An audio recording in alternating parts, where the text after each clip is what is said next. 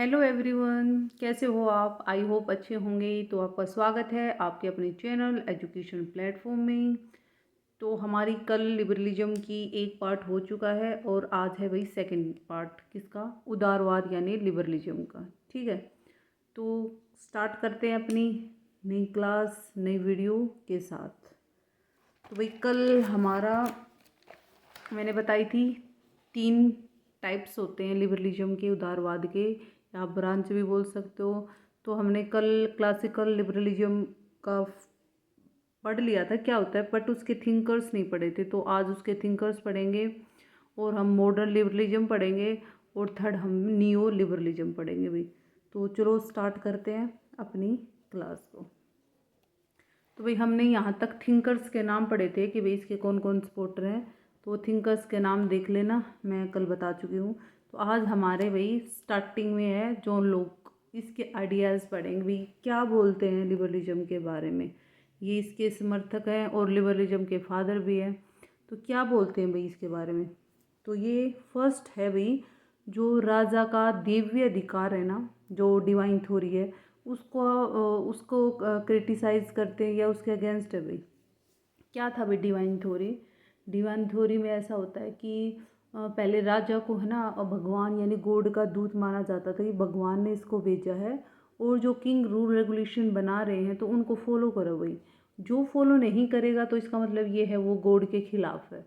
तो ऐसा पब्लिक में माहौल बना दिया था कि जो राजा के रूल्स को फॉलो नहीं करेगा तो समझो वो भगवान की अवहेलना कर रहा है। भगवान की जो ऊपर से वो किंग को बता रहा है कि ऐसा करो तो तुम नहीं मानोगे, तो समझो तुम फिर भगवान की बातें नहीं मान रहे। इस टाइप में पब्लिक में भी ये बना दिया था कि और ये कहता कौन था? किंग ही बताता था कि मुझे भगवान ने भेजा है। तो ये थ्योरी थी ना, इसको क्रिटिसाइज करता है कौन भाई? जॉन लोक। ये भाई सब झूठ है, अफवाह, ऐसा कुछ भी नहीं है। ठीक है, तो इसके अगेंस्ट था भाई डिवाइन थ्योरी के। सेकंड भाई, ये स्टेट का क्या रोल बताता है। ये कहता है भाई स्टेट सिर्फ क्या करे, जो हमारी लिबर्टी यानी फ्रीडम उसकी बस रक्षा करे भाई, और कोई काम नहीं भी स्टेट का। मैंने पहले भी बताया था क्लासिकल लिबरलिज्म वाले सिर्फ क्या कहते हैं कि स्टेट का पहले तो बात इंटरफेयर होना नहीं चाहिए, हो तो बस इतना हो गया तो नाइट वॉचमैन का। ये सिर्फ जो हमारी फ्रीडम है, हमारी लिबर्टी है, उसको क्या करे, प्रोटेक्ट करे, बस ओनली इतना ही स्टेट का काम है। जो हमें नेचुरल राइट्स मिले हैं उनको क्या करे, प्रोटेक्ट करे स्टेट। ठीक है, दूसरा लोक ने क्या बताए थे भाई? 3 राइट्स बताए थे जो नेचुरल राइट्स है, जो हमें डायरेक्ट नेचर से ही मिले हैं, नेचर ने हमें दिए हैं, जो जिसका स्टेट का कोई रोल नहीं उसमें। तो इसने 3 राइट्स बताए थे जो हमें क्या मिले भाई, जन्म से ही मिले हैं। LLP, लाइफ, लिबर्टी और प्रॉपर्टी भी। ये तीनों मैं पहले भी बता चुकी। ये 3 कॉन्सेप्ट किसने दिए थे भाई? जॉन लोक ने। ठीक है, फिर भाई इसने क्या कहा कि जॉन लोक क्या कहता है कि फ्रीडम को तो स्पेशली कहता है, उस पर स्पेशल फोकस करता है कि फ्रीडम जरूरी है भाई। ये कहता है फ्रीडम जरूरी है, इक्वेलिटी ना हो तो भी चलेगा भाई। मतलब ज़्यादा जोर किस पे दिया इसने? फ्रीडम पे यानी स्वतंत्रता पे दिया भाई।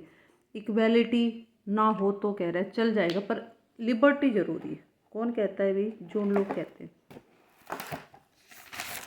फिर आगे आते हैं भाई एडम स्मिथ, जो हमारे इकोनॉमिक के फादर हैं। ठीक है, ये भी क्लासिकल लिबरलिज्म वाले हैं। इसको परंपरागत भी बोल सकते हैं और आप वो भी बोल सकते हैं, क्या बोलते हैं, क्लासिकल भी बोल सकते हैं। तो इसके फादर हैं ये इकोनॉमिक्स के। मोस्ट इम्पोर्टेंट बुक है भाई द वेल्थ ऑफ नेशन। कब आई थी? 1776 में। ठीक है, किसकी? एडम स्मिथ की भी। ये भी इंडिविजुअल को वो करते भी, सपोर्ट करते हैं। इंडिविजुअल, एक व्यक्ति को भी, ये नहीं पूरा भाई सारा समाज ही जरूरी है, एक व्यक्ति पे फोकस मत करो, हर एक व्यक्ति पे फोकस करते हैं। फिर इसने लेजिस्फेयर कॉन्सेप्ट दिया भाई, यानी हस्तक्षेप की नीति भाई, स्टेट कोई हस्तक्षेप ना करे, नो इंटरफेयर। फिर कहते भी एडम स्मिथ कहते हैं कि जो व्यापार उद्योग यानी ट्रेड और इंडस्ट्री है ना, उसमें फ्रीडम मिलनी चाहिए भाई। किसको? एक पर्सन को, हर व्यक्ति को, क्योंकि वो कहता कि ये जो ट्रेड और इंडस्ट्री है ना, उसमें फ्रीडम है, ये भी हमारे नेचुरल राइट्स है। भाई ट्रेड, फ्री ट्रेड करो, कोई भी ट्रेड करो, कि भी कोई भी इंडस्ट्री खोलो, उसमें अपने अकॉर्डिंग कुछ भी करो, अपनी इंडस्ट्री का डेवलपमेंट करो, कुछ करो तो फ्री होके करो, ये हमारे नेचुरल राइट्स है। कौन कहता है भाई? एडम स्मिथ कहता है। ये कहता है कि जो व्यापारी होते हैं, जो ट्रेड करते हैं, या जो इंडस्ट्री के ओनर होते हैं, भाई वो कहते हैं कि वो अपने हित, अपनी सही गलत को समझते हैं। ठीक है, तो स्टेट को इंटरफेयर नहीं करना इनकी चीज़ों में। ये करते हैं तो अपने हिसाब से करेंगे, फ्री होके करेंगे तो अच्छा देश का डेवलपमेंट करेंगे और नई नई टेक्नोलॉजी का भी डेवलपमेंट करेंगे। तो इसलिए कहता है कि स्टेट को तुम हस्तक्षेप या इंटरफेयर मत करो भाई। फिर क्या कहता है भी? ज़्यादा सपोर्टर किसका है? ये आर्थिक, यानी जहाँ पे पैसे की बात आ जाए ना, तो एडम स्मिथ आ जाएंगे, आप सोच लेना, या डेविड रिकार्डो, मेन ये हैं। फिर ये क्या? आर्थिक स्वतंत्रता यानी इकोनॉमिक लिबर्टी के सपोर्टर हैं। ये क्या कहते हैं कि भाई हर व्यक्ति को फ्री छोड़ दो, कि वो जो इकोनॉमिक है, जो कैपिटल मिलता है, जैसे पैसे मिलता है, वो जैसे कि टीचर्स, वो जो टीचर बनना चाहिए तो उसको टीचर बनने दो, वो इंजीनियर बनना चाहिए तो इसको इंजीनियर बनने दो, जो पटवारी बनना चाहिए गवर्नमेंट जॉब में, मतलब जो जिस में लाइन में जाना चाहिए उसको फ्री छोड़ दो। राज्य तुम इंटरफेयर मत करो कि भाई तुम नहीं, तुम्हें तो टीचर ही बनना है, नहीं तुम्हें तो पॉलिटिशियन ही बनना है, मतलब तुम मत कहो, वो अपनी इच्छा के अकॉर्डिंग ही इस लाइन में जाए भी। इसलिए उसको क्या दो इकोनॉमिक लिबर्टी दे दो। कौन कहता है? Adam Smith. सब अपनी इच्छा के अनुसार काम करे भी, किस फील्ड में जाना है उसको। ठीक है, ये कहता है यदि तुम इंडस्ट्री और ट्रेड में स्टेट इंटरफेयर करेगा तो भाई देश का विकास यानी डेवलपमेंट नहीं होगा। और ये भाई एडम स्मिथ क्या कहता है कि राज्य के क्या काम होने चाहिए भी? क्या काम करे राज्य? ये कहता है कि एक तो भाई आप शांति बनाए रखे, बस जो बाह्य आक्रमण है, जो एक्सटर्नल हम पे अटैक हो रहे, बस उनसे हमारी रक्षा करें। ठीक है। सेकंड, जस्टिस, न्याय बनाए रखे भाई। थर्ड, ये कहता है जो सार्वजनिक निर्माण के कार्य है ना, जो पब्लिक वर्क्स के काम है, बस वो काम करे, जैसे कि सड़कें बनाना, नहरों का विकास करना, और जिस सिंचाई यानी एग्रीगेशंस के जो साधन है उनका निर्माण करना, बस ये काम करे भाई। बाकी सारे काम कौन नहीं करेगी? जनता अपने आप कर लेगी, पब्लिक। कौन कहता है? Adam Smith. फिर आते भी जेरेमी बेंथम। ये है भाई उपयोगितावाद के समर्थक। बताऊंगी क्या होता है उपयोगितावाद। उसको यूटिटेरियनिज्म भी बोलते हैं, यूटिटेरियन के समर्थक है ये।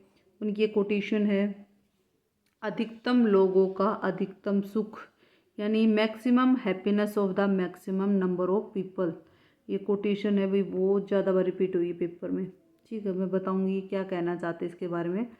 फिर ये कहते हैं कि भाई लोग के जो नेचुरलाइज्ड राइट्स थे ना, लाइफ, लिबर्टी और प्रॉपर्टी, उसको क्या करते हैं भाई? क्रिटिसाइज करते हैं। ठीक है। फिर क्या होता है यूटिटेरियन यानी उपयोगिता? इसका मतलब होता है ये जो उपयोगिता है ना, ये क्या करती? सुख को तो बढ़ाती है, हैप्पीनेस को तो क्या करती? इंक्रीज करती है, और दुख को कम करती है, यानी आपके दुख को क्या करती है? कम करती है। कौन सी? उपयोगिता। फिर बेंथम क्वालिटेटिव, जो गुणात्मक है ना, उसका तो विरोध करते हैं। बताऊंगी क्या है। और जो परिणात जो क्वालिटेटिव है ना, जो मात्रात्मक होती है, उसको भाई क्या करते हैं? उस डिफरेंस को क्या करते हैं? सपोर्ट करते हैं। अब मतलब समझिए क्या कहना चाहते हैं। अधिकतम लोगों का अधिकतम सुख का क्या मतलब है? ये कहते हैं कि मतलब बेंथम कहते हैं कि जैसे कि 100 लोग हैं, ठीक है, यदि उनमें 95 या 90 व्यक्ति तो कोई चीज़ को कहे कि ये सही है, ये कर लो, और 10 व्यक्ति उसको नहीं कहें कि ना ये मत करो, तो ये कह रहे कि 90 व्यक्तियों की सुनो भाई, चाहे वो गलत हो या सही हो, पर तुमको जो नंबर में ज़्यादा है ना, मैक्सिमम नंबर है ना, बस उनको खुश करना है। जो 10 वाले हैं ना उनको छोड़ दो, हमें उनकी कोई टेंशन नहीं, हमें सिर्फ 90 पे फोकस करना है भाई। ये कौन कहता है? बेंथम। फॉर एग्जाम्पल, जैसे कि 90 व्यक्ति हैं, 100 में से 90 व्यक्ति हैं, वो फ़ोन देखते हैं, टीवी देखते हैं, गेम खेलते हैं। तो वो कहते हैं कि मोबाइल देखना, गेम खेलना मोबाइल में, या फिर पूरे दिन ऐसे मतलब यूज करना, जैसे रील्स देखना, इंस्टाग्राम देखना, यूट्यूब देखना, ये कह रहे कि वो चीज़ सही है 90% लोग। और जो 10% लोग हैं वो कह रहे हैं कि भी पढ़ाई ज़रूरी है। यदि हमें अपना डेवलपमेंट करना है, अपनी पर्सनैलिटी का डेवलपमेंट करना है, हमें अपने मतलब घर का गुजारा करना है या अपने मम्मी पापा को खुश करना है, तो उसके लिए हमें पढ़ाई करनी पड़ेगी भी, वो ज़रूरी है। तो बेंथम इस पे क्या कहता है भाई, 90% लोगों की सुनो भाई, वो सही कह रहे हैं, क्योंकि वो उनका नंबर क्या है, मैक्सिमम है, ज़्यादा है। और जो 10% कह रहे हैं ना, वो सही नहीं है, उसकी मत सुनो। तो इसलिए ये क्या कहते हैं भाई, ये क्वांटिटेटिव की तो विरोधी है, और क्वालिटेटिव पे क्या करते हैं भाई, फोकस करते हैं। नंबर्स पे तो फोकस करते हैं, और जो क्वालिटी होती है, गुण होते हैं, उसको क्या करते हैं, विरोध करते हैं। और इसीलिए भाई, इसी कारण जो इनके शिष्य थे भी, जेएस मिल, वो इनके अगेंस्ट हो गए थे भी। वो आगे हम पढ़ेंगे क्यों अगेंस्ट हो गए थे। रीज़न यही था बस कि भाई तुम एक व्यक्ति को क्यों छोड़ रहे हो, तो एक व्यक्ति को भी मत छोड़ो। तुमने तो 10 व्यक्तियों को छोड़ दिया, क्या पता तुमने सही व्यक्ति को छोड़ दिया और गलत को चुन लिया हो। तो इसलिए इसके जो शिष्य थे, खुद जेम्स मिल, इसको क्रिटिसाइज़ करते इस बात के लिए। ठीक है, तो आगे पढ़ेंगे। फिर आता है भाई हमारा सामाजिक अनुबंधन। क्या होता है सामाजिक अनुबंधन? ये होता है भी सोशल कॉन्ट्रैक्ट, जो कि आपने सुना होगा, होब्स ने भी दिया था, जैसे उसने सॉरी जॉन लॉक ने भी दिया था। तो उसको नहीं मानते भी, उसका भी वो करते हैं खंडन, यानी क्रिटिसाइज़ करते हैं। और एक जनरल विल है जो रूसो ने दी थी, उसको भी क्रिटिसाइज़ करते, इसको सही नहीं मानते। कौन भी, बेंथम। फिर कहता है कि स्टेट या लॉ, इसके क्या काम होने चाहिए। ये कह रहे हैं लोगों के सामने जो आने वाली जो बाधाएं हैं, मुश्किलें हैं, बस उनको दूर करे भी। कौन कहता है, बेंथम भाई। तो अब ये हमारा क्लासिकल लिबरलिज्म हो गया अभी ख़त्म। अब नेक्स्ट आता है हमारा, नेक्स्ट ब्रांच है हमारी मॉडर्न लिबरलिज्म भाई, यानी आधुनिक उदारवाद। इसमें क्या है भाई ये भी थोड़ा सा, क्या मैंने पहले बताया था, वो बिल्कुल स्टेट को नहीं चाहते भी इंटरफेयर करे। वो चाहते हैं कि व्यक्ति को फ्री छोड़ दे, बट ये चाहते हैं कि राज्य थोड़ा सा इंटरफेयर करे भी, चाहे वो नैतिक काम हो, चाहे वो कल्याणकारी यानी वेलफेयर के काम हो, उसमें क्या करे, मतलब इंटरफेयर करे हमारे जीवन में। ठीक है, कौन कहता है भाई, ये मॉडर्न लिबरलिज्म वाले कहते हैं। इसलिए भाई उनको तो क्या बोलते थे, नेगेटिव लिबरलिज्म, और इनको बोलते हैं पॉजिटिव। क्यों? क्योंकि वो तो क्या कहते हैं कि रिस्ट्रिक्शन नहीं होने चाहिए, प्रतिबंध नहीं होने चाहिए, मनुष्यों को छोड़ दो। पर ये कहते हैं भी थोड़े से रिस्ट्रिक्शन होने चाहिए, प्रतिबंध होने चाहिए भी, इसलिए इनको क्या बोलते हैं भी, पॉजिटिव, पॉजिटिव लिबरलिज्म वाले बोलते हैं। ठीक है, और इसमें ये कहते हैं कि उसमें क्या कहा था, राज्य यानी स्टेट और व्यक्ति क्या है भी, विरोधी हैं। बट ये कहते हैं ये विरोधी नहीं है, एक दूसरे के अगेंस्ट नहीं है, ये एक दूसरे के पूरक है। जैसे कोइंस के दोनों मतलब एक दोनों साइड होती है ना एक दूसरे की, तो सेम ऐसे हैं भाई, सेम व्यक्ति और राज्य एक दूसरे का पूरक है भाई। फिर ये क्या कहते हैं भी, जो मॉडर्न लिबरलिज्म वाले हैं, राज्य के पूर्ण हस्तक्षेप के स्थान पर राज्य को हस्तक्षेप और सक्रिय भूमिका में रहता है। ये कहता है कि जो राज्य है वो पूर्ण हस्तक्षेप, मतलब बिल्कुल ये वो कहते हैं ना, हस्तक्षेप ना करे, ये उसके फेवर में नहीं हो। ये चाहते हैं कि स्टेट क्या करे भी, इंटरफेयर करे, और वो एक्टिव भूमिका निभाए, अपनी एक्टिव रोल करे, रखे भी। कौन? स्टेट में। कौन कहते हैं, आधुनिक उदारवादी कहते हैं भाई। ठीक है, एक और बता दूं मैं आपको, आपका डाउट होगा मैडम क्या होता है ये, एक कल्याणकारी या फिर आप बोल दे वेलफेयर, क्या होता है ये वेलफेयर का काम होता है भाई। स्टेट का काम क्या होता है, वेलफेयर मतलब जैसे कि गवर्नमेंट स्कूल खोल दिए, एजुकेशन भी सभी को भलाई। अब एजुकेशन मतलब गवर्नमेंट स्कूल में कोई फ़ीस लेता है, नहीं लेता, मिड डे मील की भी हमको सुविधाएं मिलती हैं, हर चीज़ की फ़ीस भी नहीं लगती, मतलब सारी चीज़ क्या मिल रही है, हमारी भलाई के लिए तो वो काम हो रहा है ना, हमें एजुकेशन मिल रही है। वही गवर्नमेंट हॉस्पिटल लगा लो, हमारी हेल्थ के लिए काम कर रही है गवर्नमेंट, स्टेट, तो वो क्या है, तो वो भी तो वेलफेयर ही है। फॉर एग्जांपल अभी 2020 में क्या आया था, वो कोविड-19 आया था, तो आपको देखो भाई इंजेक्शन भी लगे थे, मेडिसिन्स भी मिली थी। तो उसमें क्या हो रहा था, आपको कोई पैसा देना पड़ा था क्या गवर्नमेंट को? कोई नहीं। वो सारे काम क्या कौन कर रहा था? आपको ऑक्सीजन सप्लाई करना, मतलब सारी चीज़ें कौन कर रहा था? गवर्नमेंट कर रही थी। और वो क्या काम थे? वेलफेयर के ही काम थे। तो ये होता है भी वेलफेयर, मतलब ये कहते हैं मॉडर्न वाले कि वेलफेयर के तौर पे काम करे भी कौन? स्टेट। ठीक है। इसके सपोर्टर भी ग्रीन है, टीएच ग्रीन, कांट, लास्की और होव हाउस भी, ये इसकी क्या है जो इसको सपोर्ट करते हैं। ठीक है।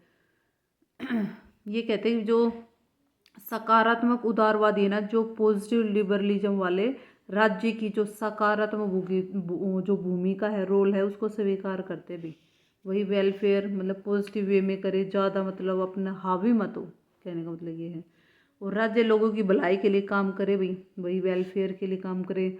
समाज के जो रिच लोगों से टैक्स लेकर और जो निर्धन यानी पुअर लोग हैं उनको क्या करे भी, उनको बेसिक नीड पूरी करे और उनको क्या दे? एजुकेशन दे, मतलब जिनको ज़रूरत है, नीड है, वो चीज़ें दे।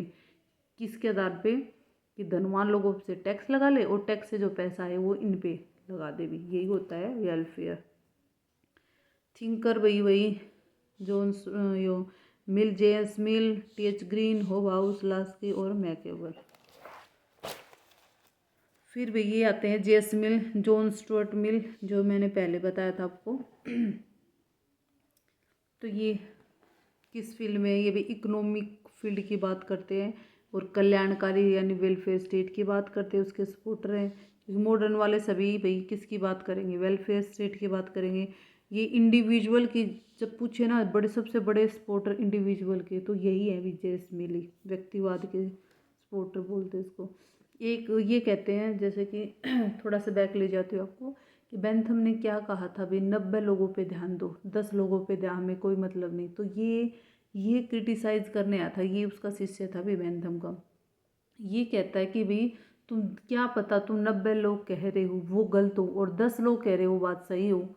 जैसे क्लास में 90 बच्चे कह रहे हैं हमें आज नहीं पढ़ना, हमें मस्ती करनी, लेकिन 10 बच्चे पढ़ना चाहते हैं, तो ये थोड़ी कि वो सही है। मैक्सिमम नंबर हो गए तो वो सही है, 10% वाले भी तो सही हो गए हैं, होंगे ना। तो ये कहता है हर एक व्यक्ति पे फोकस करो भी, हर एक व्यक्ति की डिमांड पूरी करो, ये नहीं कि भाई जो मैक्सिमम नंबर उसी की बात मानो।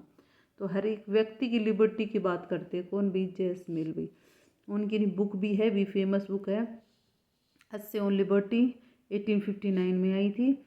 और भाई ये कल्याणकारी, वही कल्याणकारी राज्य के सपोर्टर है। एक और बुक है भाई इनकी, प्रिंसिपल ऑफ पॉलिटिकल इकोनॉमी, 1848 में आई थी। और इसमें बात की है भी उसने समाजवाद और मार्क्सवाद को क्या किया भी, इसने क्रिटिक किया है। क्योंकि मार्क्सवाद क्या था भाई, मार्क्सवाद किसको सपोर्ट करता है? कम्युनिज्म को, साम्यवाद को। और उसमें क्या कहता है भी कि उसमें कहता है जो जिसकी कैपेबिलिटी उतना कमाओ और जो जिसमें कैपेबल नहीं है उसकी सारी नीड को पूरा करो।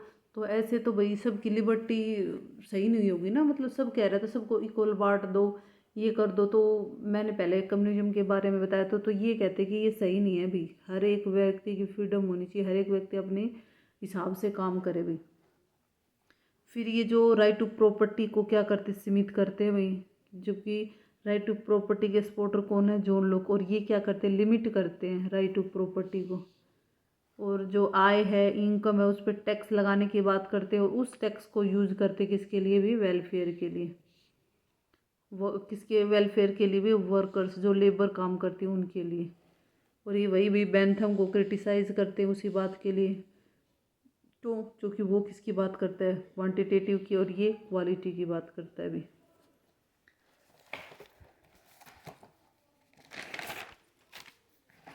नेक्स्ट आते हैं भी मॉडर्न लिबरलिज्म के थिंकर आते हैं ग्रीन, टीएच ग्रीन। ये क्या है भाई? ये आइडियलिस्ट है, आदर्शवादी हैं। आदर्शवादी कौन होते हैं भाई? जो मोरलिटी की बात करे, जो सही गलत की बात करे, जो नैतिकता की बात करे, जो ईमानदारी ऑनेस्टी की बात करे, उनको बोलते हैं भाई आइडियलिस्ट यानी आदर्शवादी। ठीक है, ये वो थे भाई। ये वही भी कल्याणकारी राज्य का समर्थन करते हैं, आदर्श राज्य होना चाहिए जो व्यक्ति के विकास में सहायता कर सके भी। ये कहते हैं मोरल होना चाहिए स्टेट, तो सही गलत को समझे। ठीक है, ये वही भी एजुकेशन और हेल्थ और भलाई का काम करे स्टेट। ग्रीन कहता है कि व्यक्ति को राइट्स उनके खुद के नैतिक चरित्र से मिलते भी। ये कहता है जो व्यक्ति को राइट्स मिलते हैं ना, वो जिसका जैसा करेक्टर होगा, जैसा चरित्र होगा नैतिक, जैसे वो सही बोलता है, झूठ बोलता है या ईमानदारी से रहता है, उसके अकॉर्डिंग मिलेंगे भाई उसको राइट्स। ठीक है, ये कानून नहीं देता भी, उसके चरित्र से मिलते हैं। और संपत्ति के अधिकार का समर्थन किया भी। ये राइट टू प्रॉपर्टी के अधिकार को क्या करते हैं, सपोर्ट करते हैं। जबकि अभी मैंने बताया जेएस मिल क्या करते हैं, इसके अगेंस्ट है। और जोन लोग भी क्या है, उसके सपोर्टर यानी समर्थक है। ठीक है, और ये कहता है कि बैलेंस, जनता में बैलेंस कौन बनाएगा, स्टेट में। नेक्स्ट थिंकर है भाई एल.टी. होबहाउस। इनकी बुक है भाई the elements of social justice, 1922 में आई हुई। और होबहाउस ने क्या किया अभी, जो नेगेटिव लिबर्टी को क्रिटिक किया है, क्योंकि उसमें नेगेटिव लिबर्टी में क्या बताया था भाई, रिस्ट्रिक्शंस का अब्सेंस ऑफ रिस्ट्रिक्शन होने चाहिए भी, प्रतिबंधों का अभाव होना चाहिए, स्टेट का इंटरफेयर नहीं होना चाहिए। तो ये उसको क्या करते हुए क्रिटिसाइज करते हैं नेगेटिव लिबर्टी को। होबहाउस पॉजिटिव लिबर्टी के सपोर्टर हैं। समाज में प्रत्येक व्यक्ति की स्वतंत्रता और अधिकारों की सुरक्षा तभी हो सकती है जब सभी के इंटरेस्ट यानी हित को ध्यान में रखा जाए। ठीक है, वो हित तार्किक और न्यायपूर्ण होने चाहिए भी। सभी के हितों को ध्यान में रखा जाए। ये कौन कहता है, होबहाउस। होबहाउस सोशल लिबरलिज्म के सबसे ये की पॉइंट है कि ये सोशल जो लिबरलिज्म है, जो सामाजिक उदारवाद है, उसके सपोर्टर कौन है, वो है भाई होबहाउस। उसकी एक और बुक है भी लिबरलिज्म, जो 1911 में आई। फिर कहते हैं कि व्यक्ति समाज का हिस्सा है, समाज ने ही व्यक्ति को, मतलब कहने का मतलब समाज यानी सोशल को सपोर्ट करते हैं भाई। ये कहने का मतलब है व्यक्ति क्या है, समाज का हिस्सा है, समाज ने ही व्यक्ति को बनाया। मतलब सारी बातें किसके ऊपर आती है भाई, सोशल, समाज ही, सोसाइटी, समाज। ये एक पूंजीपति समाज में रहकर ही व्यक्ति क्या बना कर सकता है भी, अपना प्रॉफिट कमा सकता है। अकेला व्यक्ति कुछ नहीं कर सकता, ना वो एक्सपोर्ट करता है, ना इंपोर्ट कर सकता है, ना बेच सकता है, ना खरीद सकता है। तो कहने का मतलब उसको क्या चाहिए, समाज चाहिए। हर चीज़ एक्सचेंज करने के लिए बार्टर सिस्टम लगा लो, कुछ भी लगा लो, तो ये कह रहे हैं क्या चाहिए, उसको समाज चाहिए भी। यदि गुड सोसाइटी यानी समाज का वातावरण किससे होगा, जिससे वो व्यक्ति को लाभ मिले और व्यक्ति की को स्वतंत्रता मिले, वो क्या होगी, आपकी गुड सोसाइटी होगी। नेक्स्ट थिंक कराते हैं भाई हरोल्ड लॉस्की। ठीक है, इनकी बुक है भी एक ग्रामर ऑफ पॉलिटिक्स, जो आई थी 1925 में। तो ये कि पॉजिटिव लिबर्टी में विश्वास करते हैं भाई। और ये कहते हैं फ्रीडम का यानी लिबर्टी का क्या अर्थ है भी, अवसरों की उपस्थिति यानी अपॉर्चुनिटी मिलनी चाहिए, उनके अवसर होने खुले होने चाहिए, ओपन होने चाहिए, सबको अपॉर्चुनिटी मिलनी चाहिए भाई। फिर उसकी किस्मत भाई, लेकिन आपको सबको अपॉर्चुनिटी देनी चाहिए, जो उसकी किस्मत लगा लो, ये कैपेबिलिटी लगा लो, वो बाद की बात है। तो ये क्या कहते हैं, सबको क्या मिलनी चाहिए, अपॉर्चुनिटी मिलनी चाहिए। फिर आता है भाई, फिर ये कहते हैं कि प्रत्येक व्यक्ति के लिए, हाँ वही भी, प्रत्येक व्यक्ति अपना व्यक्तित्व का विकास कर सकता है यदि उसको क्या मिलेंगे, अपॉर्चुनिटी मिलेंगी। तो अपनी पर्सनैलिटी का डेवलपमेंट कब होगा, जब उसको क्या मिलेगी, अपॉर्चुनिटी मिलेगी। फिर मैक्यावर भाई नेक्स्ट थिंक, इनकी बुक है भाई द मॉडर्न स्टेट, 1926 में आई। और ये कहते हैं कि राज्य का कार्य है लोगों के बीच बैलेंस बनाए रखना, यानी जो उनके इंटरेस्ट है, हित है उनकी, बस उनमें बैलेंस बनाए रखना। यानी गरीब और अमीर में ना ज़्यादा गरीब गरीब होता चला जाए और अमीर अमीर होता चला जाए, इसका बैलेंस कौन करेगा, स्टेट करेगा भाई। सेकेंड बुक है इसकी द वेब ऑफ गवर्नमेंट, जो 1947 में आई। राज्य लोगों के जो धर्म होते हैं, लिटरेचर होते हैं, कल्चर होते हैं, आर्ट्स होते हैं, उनमें इंटरफेयर ना करे भाई। और बल्कि जो इकोनॉमिक कार्य होते हैं उनमें क्या करे, राज्य इंटरफेयर कर सकता है। ठीक है, बट जो उनके रिलीजियंस होते हैं, कल्चर होते हैं, उनमें इंटरफेयर ना करे। कौन कहता है, मैक्यावर कहता है भाई। अब होगी हमारी दो टाइप्स हमारी कंप्लीट हो चुकी हैं, जो लिबरलिज्म की थी। और ये नेक्स्ट और लास्ट है भाई। नियो लिबरलिज्म भी है, कह सकते हैं उसको, और लिबर्टेरियनिज्म भी कह सकते हैं, नहीं स्वेच्छा तंत्रवादी भी कह सकते हैं और नव उदारवादी भी कह सकते हैं। ये थोड़ा सा रिपीट होगा भी। ये भी नहीं चाहते कि स्टेट इंटरफेयर करे भी किसकी तरह, क्लासिकल लिबरलिज्म की तरह, ठीक है। तो नव उदारवादी भी व्यक्ति को सभी प्रकार की जो फ्रीडम है और अधिकार है दोनों देने के पक्ष में है भी, पर ये ज़्यादा फोकस किस पे करेंगे भी, इकोनॉमिक लिबर्टी पे, इस पे करेंगे, पैसे वाली पे। ये कहते हैं कि भी ओपन मार्केट कर दो और खुली अर्थव्यवस्था कर दो, इकोनॉमिक अर्थव्यवस्था, बिल्कुल ये पॉलिसी अपनाई थी भी इन्होंने, ये खुली छोड़ दो भी, ठीक है। लेजिस्फेयर की बात करते हैं, हस्तक्षेप की नीति भी, इंटरफेयर ना करे, और ये कब आई थी, 1990 में आई थी भी। और ये कहते हैं कि भी अधिकतम स्वतंत्रता के पक्ष में थे और व्यक्ति की स्वतंत्रता को तो वो प्राथमिक मानते, जबकि समानता यानी देखो क्या मानते थे, फ्रीडम को तो फर्स्ट पोजीशन पे रखते थे, जबकि इक्वालिटी को वो बहुत कम मानते थे भी, ठीक है। न्यू लिबरलिज्म वाले वही भी, लिबर्टी क्या है इम्पोर्टेंट है और इक्वालिटी कम इम्पोर्टेंट है। और ये वेलफेयर स्टेट को इकोनॉमिक डेवलपमेंट में बाधा मानते थे भाई, ये नहीं चाहते थे कि स्टेट वेलफेयर का काम करे, रहने दो, हमें नहीं चाहिए, ऐसा बोलते थे। और आपको पता हो कि कैसे आया था भाई ये जो खुली ओपन मार्केट, और ये क्या था, तो आपको पता है कि हमारा देश कब इंडिपेंडेंट हुआ था, 1947 में। तो उसके बाद सारे ये भागदौड़ भाई स्टेट और गवर्नमेंट के हाथों में आ गए थे, जो भी कोई डिसीजन लेना से 5 प्लान बनाना, ये सब कुछ किसके हाथों में थे भी, सारी स्टेट यानी गवर्नमेंट के हाथों में थे। तो फिर देश की ऐसी कंडीशन हो गई, कहीं तो भारत पाकिस्तान का वॉर हो गया, फिर चाइना के साथ वॉर हो गया, तो मतलब कई ऐसी कंडीशन आई देश की, जो इकोनॉमिक कंडीशन बिल्कुल ख़राब हो गई थी भाई। तो तब बाद में तो थोड़ा सा रियलाइज हुआ कि 1990 के बाद 1991 में ये फिर पॉलिसी अपनाई थी भी, ये जो भी सब कुछ ओपन छोड़ दो भाई। 3 पॉलिसी अपनाई थी उन्होंने, प्राइवेटाइजेशन, ग्लोबलाइजेशन और लिबरलिज्म, भाई 3 पॉलिसी अपनाई थी भी। सब प्राइवेट कर दो, मतलब मैक्सिमम प्राइवेट कर दो चीज़ें, क्योंकि पहले सारी गवर्नमेंट के हाथों में आ रही थी ना, जैसे रेलवे जैसी चीज़ें भी, इंडस्ट्री आके खोलो, लिबरलाइजेशन कर दिया कि भाई मतलब खुला, भाई आओ यहाँ पे आके ट्रेड करो, विदेशों से दूसरे देश हमारे साथ ट्रेड करो, हमारे यहाँ पे इंडस्ट्री आके खोलो। जैसे कि आपकी ये फ्लिपकार्ट वगैरह, अमेजन, ये क्या है, बाहर की कंपनियां यहाँ पे आके कर रही हैं, तो ये क्या है, ये इकोनॉमी की खोल दिया भाई, सब इकोनॉमी को, सब टैक्स वगैरह बंद कर दिए। पहले टैक्सेस ज़्यादा थे, कोई देश आके यहाँ पे व्यापार नहीं कर सकता था, तो अब ये क्या कर दिया, सब कुछ ओपन कर दिया भाई। तो इसी को बोलते हैं लिबरलाइजेशन, ग्लोबलाइजेशन और प्राइवेटाइजेशन, भाई सब प्राइवेट कर दो चीज़ें, ठीक है। जिसे प्राइवेट से क्या मिलेंगे, गवर्नमेंट को फ़ायदा होगा। तो ये उनका एक हिस्सा है जो 3 पॉलिसी अपनाई थी इंडिया ने 1991 में, ठीक है। फिर भाई, और ये पॉलिसी है ना 1980 दशक में किसने अपनाई थी, ब्रिटेन ने भी और यूएसए ने भी। हमने तो 1990 में जाके अपनाई है, और उन्होंने तो पहले ही अपना ली थी भाई। उसके सपोर्टर है भाई बर्लिन, हेयक, फ्रीडमैन, रॉबर्ट नोजिक, जो स्वेच्छा तंत्रवादी समर्थक हैं भाई, ये सारे स्वेच्छा तंत्रवादी समर्थक है, ठीक है।